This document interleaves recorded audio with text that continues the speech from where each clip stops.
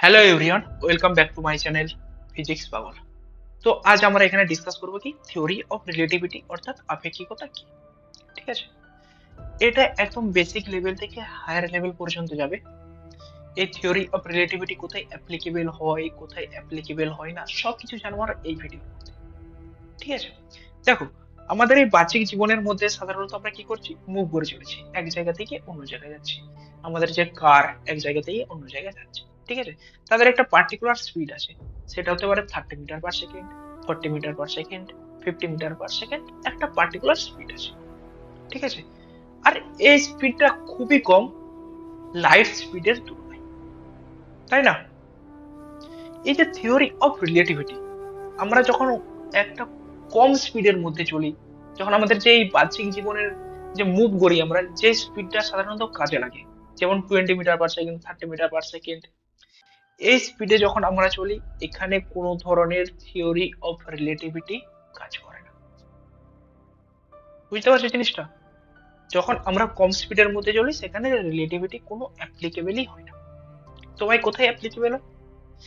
এটা অ্যাপ্লিকেবল হয় যখন একটা কোনো বস্তু লাইট স্পিডে মুভ করে, তখন থিওরি অফ রিলেটিভিটি অ্যাপ্লিকেবল হয়। বুঝতে পারছো জিনিসটা?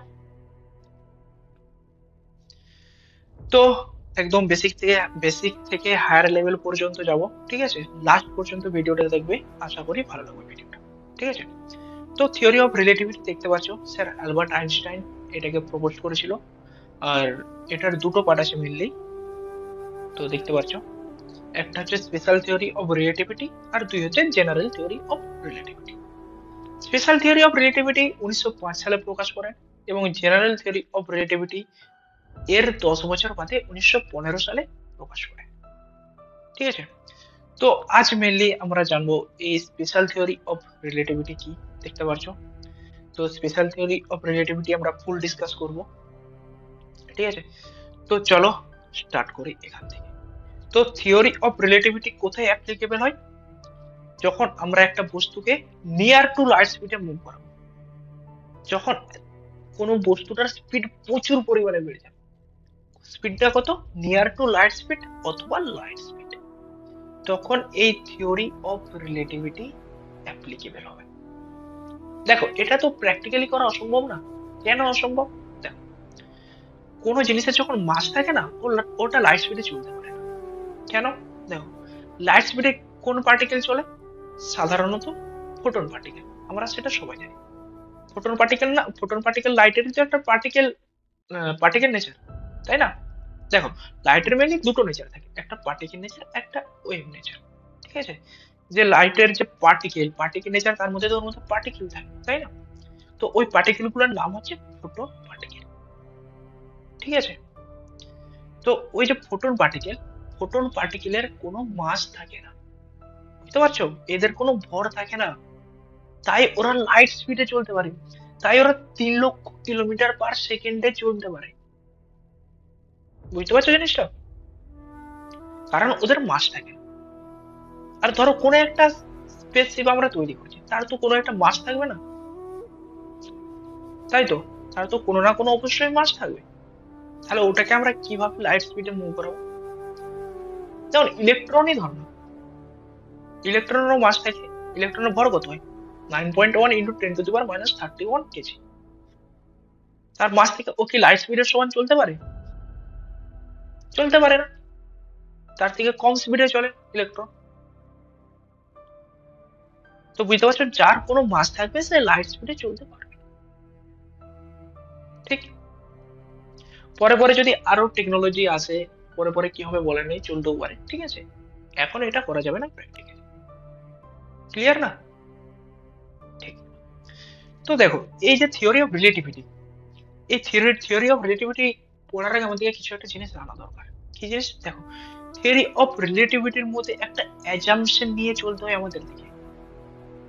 একটা জিনিস ধরে নিয়ে চলতে হয় যে যে লাইট স্পিড সবসময় কনস্ট্যান্ট থাকে, মানে লাইটের যে স্পিড 3 লক্ষ কিলোমিটার পার সেকেন্ডই থাকে, এটা কোনো সময় পরিবর্তন হয় না। লাইটের স্পিড সবসময় একই থাকে। এটা কে কোন এক্সপেরিমেন্টে প্রুভ করা হয়েছিল? এটা প্রুভ করা হয়েছিল মাইকেলসন মোরেলে এক্সপেরিমেন্টে প্রুভ করা হয়েছিল। তাই না? লাইটের স্পিড ইজ এ কনস্ট্যান্ট। তোমরা যখন থিওরি অফ রিলেটিভিটি পড়ো, মাইকেলসন এক্সপেরিমেন্ট প্রথমেই পড়ানো হয়।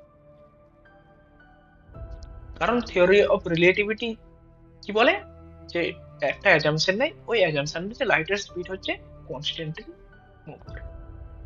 বুঝতে পারছো? তো লাইটের স্পিড সবসময় কনস্ট্যান্ট।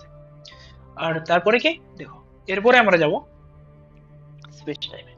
ঠিক আছে? তো দেখো আমাদের যে স্পেস, ঠিক আছে, আমাদের যে স্পেস আছে, স্পেস মেনলি 3 ডাইমেনশন। ঠিক আছে? আমরা জানি না, পড়ি সাধারণত 1D 2D 3D। ঠিক আছে? 1D কি, দেখো ধরো কোনো একটা রড আছে, একটা রডের মধ্যে পিঁপড়ে যাচ্ছে। ঠিক আছে? তো পিঁপড়েটা কি করবে? পিঁপড়েটা শুধু সোজা যেতে পারবে আর পিছনে আসতে পারবে। ঠিক আছে? একটা যদি তারের মধ্যে একটা পিঁপড়ে থাকে, ও সোজা যায়, আগে যায় এবং পিছনে আসে, তাই না? আর অন্য কোনো দিকে যেতে পারে না, তাই তো? তো ওটাই হচ্ছে 1D, 1D মোশন। 2D কি, আমরা যদি আগে এবং পিছনে যাওয়ার সঙ্গে সঙ্গে যদি লেফট এবং রাইটেও যেতে পারি, সেটাকে আমরা 2D বলি, তাই তো? যেমন আমাদের যে বোর্ড, বোর্ড হচ্ছে কি 2D। যেমন আমাদের তোমাদের যে বইয়ের পেজ অথবা যে খাতার পেজ, ওটা হচ্ছে 2D। অর্থাৎ তোমরা যদি আরেকটা এক্সাম্পল নাও, ক্যারাম বোর্ড দেখেছো তো? ক্যারাম বোর্ড, ক্যারাম খেলা হয়। তো যখন আমরা স্ট্রাইক করি ওই গুটির সাহায্যে, তখন ওটা কি করে? সোজা যায়, অথবা পিছনে আসে, কিংবা লেফটে যায়, রাইটে যায়, ওই বোর্ডটার মধ্যেই থাকে, তাই তো? তো ওটাই হচ্ছে 2D। ক্লিয়ার হয়ে গেছে যে কোনো একটা বস্তু যদি আগে পিছনে যাওয়া আসার সঙ্গে সঙ্গে যদি লেফট রাইটেও যেতে পারে, সেটাকে আমরা 2D। ঠিক? তো এরপরে আসবো আমরা 3D তে। 3D কি, যদি আমরা আগে এবং পিছনে এবং ডায়ে এবং বাঁয়ে যাওয়ার সঙ্গে সঙ্গে আমরা যদি ওপরে এবং নিচেও যেতে পারি, সেটাকে আমরা 3D বলি। যেমন ধরো তোমার যে রুমটা আছে, ওই রুমের মধ্যে একটা প্রজাপতি উঠছে। ঠিক আছে? তো ওই প্রজাপতিটা কি করবে? প্রজাপতিটা একদম ফ্রিলি থাকে, তাই না? ও আগেও যেতে পারবে, পিছনেও আসতে পারবে, ডায়েও যেতে পারবে, বাঁয়েও যেতে পারবে এবং ওপরেও যেতে পারবে, নিচেও আসতে পারবে, তাই তো? ও একদম ফ্রি থাকে। সো ওটা হচ্ছে 3D মোশন। ক্লিয়ার না? 3D কি, তো সেরকমই আমাদের যে স্পেস হয়, আগে মানা হতো আমাদের স্পেস 3 ডাইমেনশন। ঠিক আছে? আর আর যে স্যার আইজাক নিউটনও বলেছিল যে আমাদের স্পেস হয় মেনলি 3 ডাইমেনশন। আর যে টাইম, ঠিক আছে, এখানে মেন জিনিস হচ্ছে টাইম। ঠিক আছে? তো স্যার যে আইজাক নিউটন বলেছিল মেনলি যে টাইম, টাইম সবসময় অ্যাবসলিউট থাকে, মিনস টাইম সবসময় কনস্ট্যান্ট থাকে। কেমন কনস্ট্যান্ট, এটাকে একটা বোঝার জন্য আমরা একটা এক্সাম্পলের সাহায্য নিচ্ছি। কেমন এক্সাম্পল? দেখো, ধরো তুমি এই আর্থে রয়েছো, এটা একটা আমাদের যে ইউনিভার্স, আমাদের ইউনিভার্সের মধ্যে আর্থ আছে, একটা ছোট ছোট একটা গোলাকার বস্তু যেটা হচ্ছে আর্থ। ঠিক আছে? আরেকটা ইউনিভার্স আছে। ঠিক আছে? এই ইউনিভার্সের পাশে আরেকটা ইউনিভার্স আছে, এটা ধরো। আর এখান থেকে তোমার বন্ধু স্পেসিফিক করে আরেকটা ইউনিভার্সে চলে গেল। ঠিক আছে? তো এখানে যে টাইমের খেলাটা, ধরো তোমার কাছে এখন সন্ধ্যে 5টা বাজছে, যে নিউটন বলেছিলেন যে তোমার বন্ধুর কাছেও ওই আলাদা ইউনিভার্সে সন্ধ্যে 5টাই বাজবে, টাইমের কোনো পরিবর্তন হবে না। তোমার কাছে এই ইউনিভার্সে যদি, অর্থাৎ তোমার কাছে যদি এখন সন্ধ্যে 5টা বাজে, ওই যে 2 নম্বর ইউনিভার্সে তোমার বন্ধু গিয়েছিল, ওখানেও সন্ধ্যে 5টা বাজে। কিন্তু এটা পরবর্তীকালে ভুল প্রমাণিত হয়। স্যার অ্যালবার্ট আইনস্টাইন বলেন, না, টাইম কখনো কনস্ট্যান্ট থাকে না, টাইম সবসময় কানেক্ট হয়ে থাকে স্পেসের সঙ্গে। আমাদের স্পেস 3 ডাইমেনশন। ঠিক আছে? ওই 3 ডাইমেনশন স্পেসের সঙ্গে সবসময় টাইম কি থাকে? কানেক্ট থাকে। আর ওই টাইমকে আমরা একটা আলাদা ডাইমেনশন বলে দিয়েছি।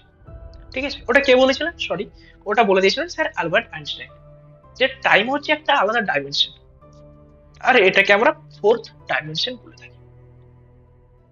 আমাদের স্পেস কি 3 ডাইমেনশন, আর টাইম আরেকটা ডাইমেনশন হয়ে গেছে, যেটা 4th ডাইমেনশন। আর এই টাইম সবসময় জুড়ে থাকে, অর্থাৎ কানেক্ট হয়ে থাকে স্পেসের সঙ্গে। কেমন ভাবে? ধর আমাদের এই ইউনিভার্স, ঠিক আছে, আমাদের এই একটা স্পেস, ঠিক আছে, এই স্পেসে এখন তোমার কাছে বাজছে কোনটা? সন্ধ্যে 5টা বলেছি। ঠিক আছে? আর তোমার বন্ধু ওই যে একটা আলাদা ইউনিভার্সে গেছে, ওই আলাদা ইউনিভার্সে আছে। ঠিক আছে? ওই ইউনিভার্সে এখন রাত্রি 8টাও বাজতে পারে, ভোর 5টাও বাজতে পারে, দুপুর 12টাও বাজতে পারে। সেটা ডিপেন্ডেন্ট অন ওন ইউনিভার্স অথবা ওন স্পেস। বুঝতে পারছো?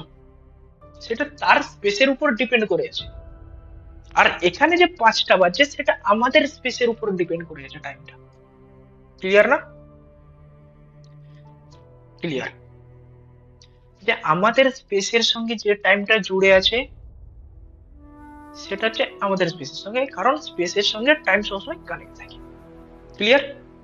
আর ওই স্পেসে যে আলাদা টাইম চলছে সেটা ওই স্পেসের সঙ্গে কানেক্ট আছে। ক্লিয়ার না? তো এটা হচ্ছে স্পেস টাইম।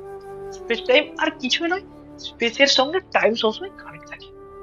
আমাদের স্পেসে আলাদা টাইম চলবে আর অন্যদের স্পেসে আলাদা টাইম চলবে। যেমন আমাদের পৃথিবীর মধ্যে, পৃথিবীতেই তো পরিবর্তন হয়, তাই না? যেমন কলকাতাতে আলাদা টাইম চলে আর দিল্লিতে গেলে আলাদা টাইম চলে, তাই না? 4-5 মিনিটের তো ডিফারেন্স থাকে, তাই তো? ধরো তুমি কলকাতাতে আছো, ওখানে টাইম সন্ধ্যে 5টা বাজছে, ঠিক আছে? আর তোমার বন্ধু দিল্লিতে রয়েছে, ওখানে বাজে 5টা বাজছে, তাই না? তো তোমার যে স্পেস কলকাতাটা, ঠিক আছে, তো ওই কলকাতার সঙ্গে তোমার টাইম জুড়ে রয়েছে। আর যে দিল্লিতে রয়েছে ওখানে টাইম তার সঙ্গে জুড়ে রয়েছে। ক্লিয়ার না? এখানে মিলে স্পেস টাইম এটাই বলে স্পেসের সঙ্গে সবসময় টাইম কানেক্ট থাকে। কখনোই টাইম আলাদাভাবে কনস্ট্যান্ট থাকে না। যে আমার এই ইউনিভার্সে 5টা বাজছে মানে ওই আলাদা ইউনিভার্সে তোমার বন্ধুর কাছে 5টা বাজবে, এটা নয়। এটা কখনোই সত্যি নয়। আর এটা বলেছিলেন স্যার আইজাক নিউটন, এটা ভুল প্রমাণিত হয়েছে। আর স্পেস টাইম সবসময় কানেক্ট থাকে এটা বলেছিলেন স্যার অ্যালবার্ট আইনস্টাইন। যে টাইম হচ্ছে একটা আলাদা ডাইমেনশন, যেটাকে আমরা ফোর্থ ডাইমেনশন নামে চিনি। ক্লিয়ার না এটা? তো ঠিক, ক্লিয়ার। তো এরপর আমরা একটা আলাদা জিনিস দেখবো, একটা ইকুয়েশন দেখবো। ইকুয়েশনটা আমি দেখাচ্ছি, এই ইকুয়েশনটা। তো এই ইকুয়েশনটা আমরা সব জায়গায় পড়ি, তাই তো? যখন আমরা থিওরি অফ রিলেটিভিটি যে পড়েছি, সে এই ইকুয়েশনটা পড়েছে। এই ইকুয়েশনটা কোন ইকুয়েশন? Time dilation equation. এই যে ডেলটি ড্যাশ দেখতে পাচ্ছি, ডেলটি ড্যাশটা কি? এটা হচ্ছে রিলেটিভ টাইম। আর যে ডেলটি দেখতে পাচ্ছি ওটা হচ্ছে প্রপার টাইম। ঠিক আছে? আপন কি আছে? Root under 1 - v²/c²। ঠিক আছে? তো এই ইকুয়েশনটা কি বলে? কি বলে? দেখো, এই ইকুয়েশনটা বলে যে ধরো কোনো একটা বস্তুকে যদি আমরা লাইট স্পিডে মুভ করাচ্ছি, নিয়ার টু লাইট স্পিড অথবা লাইট স্পিডে মুভ করাচ্ছি ধরো, ঠিক আছে, তখন কি হবে? ওই বস্তুর মধ্যে থাকা জিনিসগুলোর মধ্যে ওখানে টাইম ধীরে চলতে লেগে যাবে। ঠিক আছে? তো এটাকে বোঝার জন্য আমরা একটা এক্সাম্পলের সাহায্য নিচ্ছি, ঠিক আছে? তো এক্সাম্পলটা কি দেখো, ওয়েট জাস্ট, ইয়েস। তো এটা হচ্ছে একটা এক্সাম্পল টাইম ডাইলেশনের। দেখো, ধরো তুমি রয়েছো আর্থে আর তোমার বন্ধু আর্থে রয়েছে, এখন তোমরা দুজনেই আর্থে রয়েছে। ধরো তোমাদের বয়স এখন 20 বছর, ঠিক আছে, 20 ইয়ার্স ওল্ড। ঠিক। তো তুমি ভেবেছো তোমার বন্ধুকে একটা আলাদা ইউনিভার্সে পাঠাবে। এটা একটা আমাদের ইউনিভার্সের নাম কি? Milky Way universe. ঠিক আছে? তুমি আরেকটা আলাদা ইউনিভার্সে পাঠাবে তোমার বন্ধুকে। তোমাদের বয়স কি কত? সেম, দুজনেরই 20 বছর করে। ঠিক আছে? আর যে তুমি স্পেস শিপটাই করে পাঠাবে, কিছু করেও তো পাঠাতে হবে। ঠিক আছে? যে স্পেস শিপে করে পাঠাবে, ঠিক আছে, ওটা লাইট স্পিডে মুভ করতে পারে। ঠিক আছে? একটা তুমি স্পেস শিপ বানিয়েছো যেটা লাইট স্পিডে মুভ করতে পারে। ঠিক আছে? তো ওই স্পেস শিপে করে তুমি ভাবলে তোমার বন্ধুকে ওই ইউনিভার্সে ঘুরতে পাঠাবে। ঠিক আছে? তো তোমার বন্ধু কি করলো? তোমাদের দুজনেরই 20 বছর বয়স। তোমার বন্ধু ওই ওই স্পেস শিপে করে আমাদের পৃথিবী থেকে ওই আলাদা ইউনিভার্সে ঘুরতে চলে গেল। ঠিক আছে? তো লাইট স্পিড তো বুঝতে পারছো, 3 লক্ষ কিলোমিটার/সেকেন্ড, মানে 1 সেকেন্ডে 3 লক্ষ কিলোমিটার যায়। তো ওই আলাদা ইউনিভার্স থেকে ঘুরে আসতে ধরো ওর 20 বছর নেই, সরি, ওর হচ্ছে 20 মিনিট সময় লেগেছে। বুঝতে পারছো? তোমার কাছ থেকে ওকে যেতে 10 মিনিট লেগেছে আর ওই ইউনিভার্স থেকে ঘুরে আসতে 10 মিনিট লেগেছে। ঠিক আছে? ও এসে একটা অবাক করা জিনিস দেখবে ঘুরে এসে। কি দেখবে বলো তো? এসে দেখবে তুমি 80 বছরের হয়ে গেছো। বুঝতে পারছো ওর জন্য কতটা টাইম ধীরে চলেছে? তো টাইম ডাইলেশন এটাই বলে যে আমরা যদি কোনো একটা জিনিসকে লাইট স্পিডে মুভ করাই, তখন তার জন্য ওখানে টাইম ধীরে চলতে লেগে যায়। ক্লিয়ার না? তো এই হচ্ছে টাইম ডাইলেশন। ঠিক আছে, টাইম ধীরে চলে আরেকটা জায়গায়, কোথায় বলো তো? সেটা হচ্ছে ব্ল্যাক হোলে। আমরা যখন সাধারণত আমরা একটা ইকুয়েশন পড়েছি, টি ইকুয়াল টু 2/√L/g। ঠিক আছে, জি কি সাধারণত অ্যাক্সেলারেশন অফ গ্র্যাভিটি, তাই তো? তো যে টি হচ্ছে টাইম পিরিয়ড, তো টি ইনভার্সলি প্রপোর্শনাল হচ্ছে কার সঙ্গে? জি এর সঙ্গে, অর্থাৎ গ্র্যাভিটির সঙ্গে। টাইম ইনভার্সলি প্রপোর্শনাল গ্র্যাভিটির সঙ্গে, অর্থাৎ যেখানে গ্র্যাভিটি বেশি সেখানে টাইম ধীরে চলতে লেগে যায়। আর ব্ল্যাক হোলের কাছে কি? ব্ল্যাক হোলের কাছে প্রচুর পরিমাণে একটা গ্র্যাভিটি ফোর্স থাকে, তাই তো? তো যখন আমরা ব্ল্যাক হোলের কাছে যাই সেখানে একদম টাইম ধীরে চলে, এমনকি সেখানে টাইম বন্ধ হয়ে যেতে পারে, সেখানে কোনো টাইম চলেই না। তুমি যে অবস্থায় গেছিলে ব্ল্যাক হোলের কাছে, ঠিক আছে, ধরো তুমি 10 বছর, তুমি 10 বছর ছিলে, 10 বছর অবস্থায় তুমি ব্ল্যাক হোলের কাছে চলে গেছো, ঠিক আছে, আর তুমি ওখানে ধরো 500 বছর কাটিয়ে দিয়েছো, 500 ইয়ার্স, তখনও তুমি ওই 10 বছরেই থাকবে, তোমার বয়সের কোনো পরিবর্তন হবে না। যখন তুমি কোথায় থাকবে? যখন তুমি ব্ল্যাক হোলের কাছে থাকবে। ঠিক, যেখানে গ্র্যাভিটি বেশি সেখানে টাইম ধীরে চলে। আর গ্র্যাভিটি কোথায় বেশি হয় ভাই? যেখানে মাস বেশি থাকে সেখানেই তো গ্র্যাভিটি বেশি হয়, তাই তো? আমরা প্রথমেই পড়েছি গ্র্যাভিটেশনের, যে গ্র্যাভিটেশনাল ফোর্সের যে equation, F equal to G M M by R square, যে গ্র্যাভিটেশনাল ফোর্স হয় ও মাসের সঙ্গে ডাইরেক্টলি প্রপোর্শনাল। যেখানে মাস বেশি থাকে ওখানে গ্র্যাভিটি খুব বেশি হয়ে যায়। আর আমরা এটাও জানি যে ব্ল্যাক হোল কি করছে, সবকিছু আকর্ষণ করে নিজের মধ্যে ঢুকিয়ে নিচ্ছে, তাই তো? তাহলে ওখানে একটা প্রচুর পরিমাণে মাস রয়েছে, তাই ওখানে গ্র্যাভিটিও বেশি। আর যেখানে গ্র্যাভিটি বেশি সেখানে টাইম ধীরে চলবে, বুঝতে পারছো? তো এটা হচ্ছে টাইম ডাইলেশন। তো টাইম ডাইলেশন দুটা দিক, যেখানে গ্র্যাভিটি বেশি ওখানে টাইম ধীরে চলে, আর যখন কোনো একটা বস্তুকে লাইট স্পিডের মধ্যে দিয়ে মুভ করাই, ঠিক আছে, যে রকেটে আছে, যে ধরো যে স্পেসশিপ আছে, স্পেসশিপটাকে লাইট স্পিডে মুভ করাচ্ছে, যে স্পেসশিপে আছে তার জন্য টাইম ধীরে চলে, বুঝতে পারছো জিনিসটা কি? এটা হচ্ছে টাইম ডাইলেশন। ঠিক, ক্লিয়ার? তো এরপরে আমরা জানবো কি লেন্থ কন্ট্রাকশন। এই কোশ্চেনটা আমরা জানি, যে যে থিওরি অফ রিলেটিভিটি পড়েছে এই কোশ্চেনটাও পড়েছে, L equal to N not root under 1 minus V square by C square.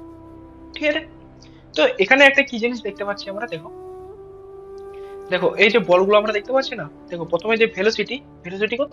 0, এটা আমরা দেখতে পাচ্ছি। এরপরে ভেলোসিটি বাড়িয়ে কত করা হয়েছে? 0.3 ইন্টু সি। ঠিক আছে, বুঝতে পারছো না? 3/10 ইন্টু সি, সি মানে লাইট স্পিড। ঠিক আছে, এরপরে একটু ভেলোসিটিটা বাড়িয়ে 0.6 ইন্টু সি করেছে, আর এরপরে ভেলোসিটিটা আর একটু বাড়িয়ে 0.9 সি করেছে। ঠিক আছে, এর ভেলোসিটিটা বাড়তে চলেছে। দেখো এর ভেলোসিটি বাড়ার সঙ্গে সঙ্গে এই যে বলগুলো দেখতে পাচ্ছ না, এই বলগুলোর আকারও চেঞ্জ হচ্ছে, দেখো দেখতে পাচ্ছ না? প্রথমে এটা পুরোপুরি গোলাকার ছিল, ঠিক আছে, এটা তো ওর লেন্থ, ঠিক আছে, কার্সনটা দেখা যাচ্ছে, এই যে পুরোটা যে ডায়ামিটার যেটাকে আমরা বলছি, দেখো ডায়ামিটারটা কি হচ্ছে? ডিক্রিজ হচ্ছে। প্রথমে যে প্রথমেটা রয়েছে ডায়ামিটারটা বড় রয়েছে, তারপরে দেখো ডায়ামিটারটা ছোট হয়ে গেছে একটু, তারপরটা দেখো একটু ছোট হয়ে গেছে। কেন ছোট হচ্ছে? কারণ এর স্পিডটা বাড়ছে অ্যাকচুয়ালি, ওই জন্য ছোট হচ্ছে। যত যত স্পিডটা নিয়ার টু লাইট স্পিডের কাছাকাছি আমরা যখন যত যাচ্ছি, তত এর যে লেন্থটা ছোট হচ্ছে। ঠিক আছে, যে ডায়ামিটারটা ছোট হচ্ছে, দেখতে পাচ্ছ? আর শেষেরটা যখন 0.9 ইন্টু সি করেছি তখন এই ডায়ামিটারটা, যে লেন্থটা আর ছোট হয়ে গেছে। তো এই যে লেন্থ কন্ট্রাকশন কি বলে? যখন আমরা একটা কোনো বস্তুকে, অর্থাৎ কোনো একটা রডকে ধরে নাও, যখন আমরা একটা কোনো রডকে লাইট স্পিডে মুভ করাবো, তখন ওই রডটার কি হবে? তখন ওই রডটার যে লেন্থ, ওই লেন্থটা ছোট হয়ে যাবে। ধরো ওই লেন্থটার, যে ওই রডটার লেন্থ ছিল 10 মিটার, ওটা হয়ে যাবে 5 মিটার, যখন আমরা ওটাকে লাইট স্পিডে মুভ করাবো, বুঝতে পারছো জিনিসটা? তো এটা হচ্ছে লেন্থ কন্ট্রাকশন। সাধারণত এর লেন্থ কন্ট্রাক্ট করে, লেন্থ ছোট হয়ে যায়, লেন্থ সংকোচন করে, বুঝতে পারছো জিনিসটা? তো এর যে লেন্থটা দেখো, যে ডায়ামিটারটা ওটা ছোট হয়ে যাচ্ছে, ক্লিয়ার? তো এটা হচ্ছে লেন্থ কন্ট্রাকশন। ঠিক, তো এরপরে কি এরপরে আমরা যাবো রিলেটিভ মাস। ঠিক আছে, দেখতে পাচ্ছ না এই ইকুয়েশনটা, relative mass M equal to M not by root under 1 minus V square by C square. ঠিক আছে, এই ইকুয়েশনটা কি বলে? এই ইকুয়েশনটা বলে যে কোনো একটা বস্তুকে যদি লাইট স্পিড, দেখুন কোনো বস্তুকে তোমাকে লাইট স্পিডে মুভ করাতে হবে, তবে এখানে রিলেটিভলি কাজ করবে। না তো না করবে, ঠিক আছে। তো যে রিলেটিভিস্টিক মাস, ঠিক আছে, যদি আমরা কোনো বস্তুকে লাইট স্পিডে মুভ করাই তখন কি করবে, তখন ওর যে স্পিড, স্পিড নয় সরি ভুল বলেছি ওখানে, ওর যে মাস থাকবে, মাস, ঠিক আছে, ওই যে বডিটার ভর থাকবে, ঠিক আছে, ওর ভর বাড়তে লেগে যাবে, ইনক্রিজ করতে লেগে যাবে। বুঝতে পারছো জিনিসটা, রিলেটিভ মাস এটাই বলে। ধরো একটা স্পেসিফিক করে উম, একটা বস্তু নিয়ে যাচ্ছ যার ভর হচ্ছে 5 কেজি, ঠিক আছে, আর ওটাকে যদি আমরা লাইট স্পিডে মুভ করাই তখন ওই বস্তুটার ভর কত হয়ে যাবে, ধরে নিতে পারো 100 কেজি, ঠিক আছে। তো আমি কোনো ক্যালকুলেশন করে বলছি না, জাস্ট একটা আন্দাজে বলছি আর কি। ওর ভর কি হবে, ভর বেড়ে যাবে অ্যাকচুয়ালি, ঠিক আছে, যখন আমরা একটা কোনো বস্তু লাইট স্পিডে মুভ করাবো। তো এটাই হচ্ছে রিলেটিভিস্টিক মাসের কাজ। ঠিক, এখান পর্যন্ত বুঝতে পেরেছো? তো এরপরে আমরা দেখবো কি, দেখো E equal to mc square. This is famous, very very famous equation of Sir Albert Einstein. ঠিক, very very famous equation of relativity. এটাই সব থেকে ফেমাস করে এই ইকুয়েশনটা, E equal to mc square. ঠিক, তো E equal to mc square, E equal to mc square এর কাজ কি ভাই, আমরা সবাই বলেছি এই যে E equal to mc square, এই ইকুয়েশনটা এটাই বলে যে মাস এনার্জিতে কনভার্ট হয় এবং এনার্জিও মাসে কনভার্ট হতে সক্ষম হয়। বুঝতে পারছো জিনিসটা, এনার্জি সোর্স হয়, এনার্জিকে মাসে কনভার্ট করতে পারে, মাস এনার্জিতে কনভার্ট হতে পারে। তো তোমরা বলতে পারো তো এখানে অনেক মাস রয়েছে, ঠিক আছে, অনেক ভর রয়েছে অনেক জায়গায়, ঠিক আছে, তো ওগুলোকে আমরা এনার্জিতে কনভার্ট করতে পারছি না কেন? যেমন আমাদের যে বাইক, বাইকের কোনো একটা মাস রয়েছে, ভর রয়েছে কোনো, তো ওটাকে আমরা সরাসরি এনার্জিতে কনভার্ট করতে পারছি না। দেখো এরকম হলে তো সবাই করে নিত, এটা যতটা তোমরা সোজা ভাবছো অতটাও সোজা নয়, ঠিক আছে। আমরা যখন নিউক্লিয়ার ফিউশন করি, ঠিক আছে, আমরা যখন নিউক্লিয়ার ফিউশন ঘটাই তখন এটা কাজ করে, তখন ওর মাস কিছুটা কমে গিয়ে এনার্জিতে কনভার্ট হয়ে যায়, ঠিক আছে, বুঝতে পারছো জিনিসটা। আর ওটাকে কাজে লাগিয়েই প্রথম অ্যাটম বোম তৈরি করা হয়েছিল। অ্যাটম বোমের যে মেন জিনিস, নিউক্লিয়ার ফিউশন ঘটিয়েই এই অ্যাটম বোম তৈরি করা হয়েছিল। অ্যাটম বোমের একটা ভিডিও বানানো রয়েছে কিভাবে অ্যাটম বোম তৈরি করা হয়, তো ওটাও তোমরা দেখতে পারো, ঠিক আছে, একদম ফুললি ইজিলি ওটাকে ডিসকাস করেছি, ঠিক আছে। তো ইকুয়াল টু এমসি স্কোয়ারের কাছে এখানে মাস এনার্জিতে কনভার্ট হয় আর এনার্জিও মাসে কনভার্ট হতে পারে, ঠিক আছে। তো এই হচ্ছে আমাদের ইকুয়াল টু এমসি স্কোয়ার, আর এই ছিল আমাদের রিলেটিভিটি, ঠিক আছে। তো থ্যাংক ইউ, লাস্ট পর্যন্ত এইটাই বলার যে যে ভিডিওটা শেষ পর্যন্ত দেখেছো ভিডিওটাকে অবশ্যই লাইক করে দিবে এবং চ্যানেলটাকে অবশ্যই শেয়ার করবে এবং সাবস্ক্রাইবও করবে, ঠিক আছে। তো আজ এখানেই রাখছি, ধন্যবাদ।